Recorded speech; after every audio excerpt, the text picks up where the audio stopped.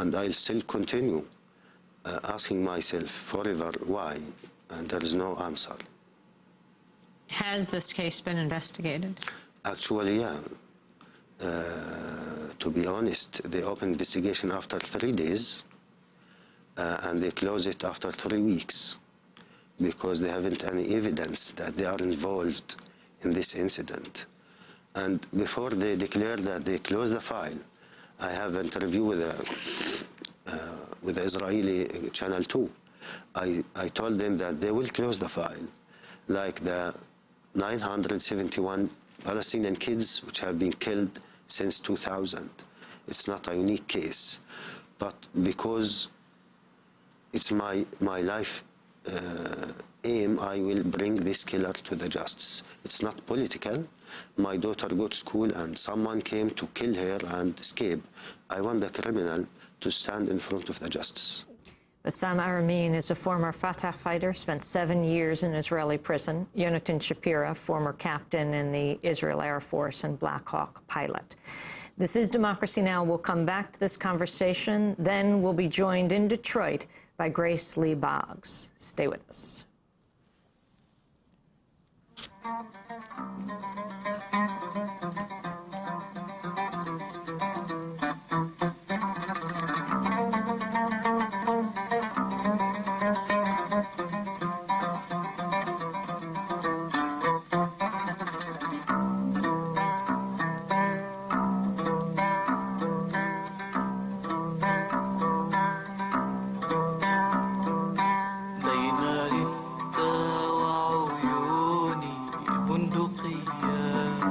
والذي يعرف رد ينحني ويصلي لإله في العيون العسلية بين رد وعيوني بندقية والذي يعرف رد ينحني ويصلي لإله في العيون العسلية.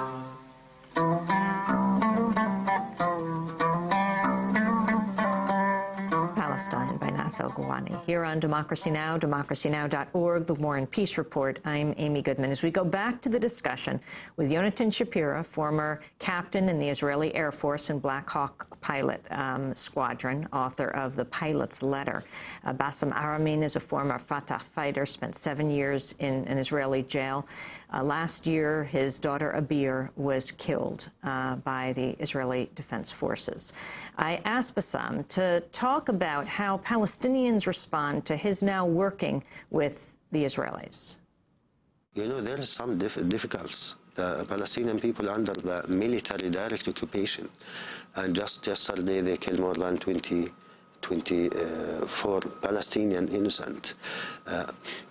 But we try to convince the people that there is no choice. We must, in spite of our bitterness of pain, we must talk together. We must fight together against the occupation, Israelis and Palestinians. This is the only way that we can create peace for our kids. Yonatan Shapira with the latest news, and every day something else is breaking as we record this interview. Israel continuing the latest assault on the Gaza Strip while Palestinian militants intensify rocket fire. 3 Palestinian civilians, including a 13-year-old, were killed Wednesday when an Israeli missile hit their car. Israel called the attack an error. The killings came one day after 19 Palestinians lost their lives, the highest single-day Palestinian death toll in more than a year. Yeah, you know, now they use more drones and unmanned planes to do these crimes.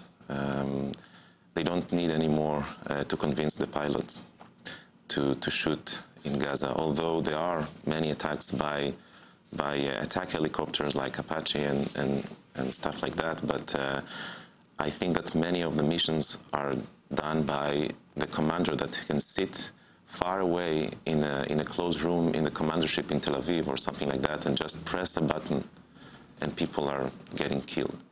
And this distance between the decision to to the result is what I think in the history caused the most horrible crimes ever. You're saying that the drones release the missiles, the bombs? I don't know in that specific case, but in many cases now, and during the last years, they use drones, yeah. At the beginning, they tried to cover it, and it was kind of a secret, but now everyone knows, and Israel is selling these drones to other countries. It's one of our top products in the military industry that is blooming in a way. You know, the occupation is not so bad for some people in my society and in your society. It's actually benefiting many people. You mean the military contractors? Exactly, and the weapon industry. And I don't think that you have to be a military expert or have a PhD in political science and to be one of these fancy scholars in Washington institutions to know that the result of this scientific experiment that we have in Gaza, for example, locking millions of people, 1.5 million people, without food, electricity, medicine, no one can go out, no one can go in. That's a military. You don't have to know anything about history. It's obvious that you're going to have people that are going to resist. And I grew up, learning the history of my people and how they resisted in Warsaw ghetto, where they didn't have any choice. In the Warsaw Ghetto in World War II in Poland. They knew that they are going to be killed sooner or later. By the Nazis. And the last thing that they could do is to fight back. And I'm against what the Hamas is doing. I'm completely against the Qassam rocket, and people are getting killed sometime and harmed in the Israeli side. I'm aware of that, and I'm against that. And all of us in our group and our organization are against that. But what can you expect from people when you treat them like that in such a brutal occupation, such a brutal situation? What do you want them to do? Bassam, what do you tell other teenagers who, like you at 17, took up arms against Israel, see that only as the answer, see a lot of people in their community, young people being killed and injured? How do you say to them the answer is not what I did? Actually, I wasn't their age, and I know how they are thinking. If you give them a hope or any other direction, they will have something to choose. But in our case, there is nothing to choose, just to resist. They create from us fighters, in spite we are children. We start to make like education, peace education, or non-violence education through these teenagers. Like they must to learn now, to complete their education, to give them alternative way with the Israelis. We start to make groups from young people with the Israelis to know something about the other side. Bassam Aramin, former Fatah fighter, Yonatan Shapira, former captain in the Israeli Air Force. They are both part of a group called Combatants for Peace. We will link to their website at democracynow.org.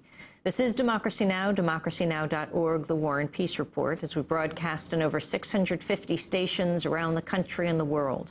On Pacifica and NPR stations, low-power FM college and community radio stations, on public access TV and PBS TV stations, and both TV satellite networks. On Dish Network, channel 9415 Free Speech TV, 9410 Link TV, and on DirecTV, channel 375.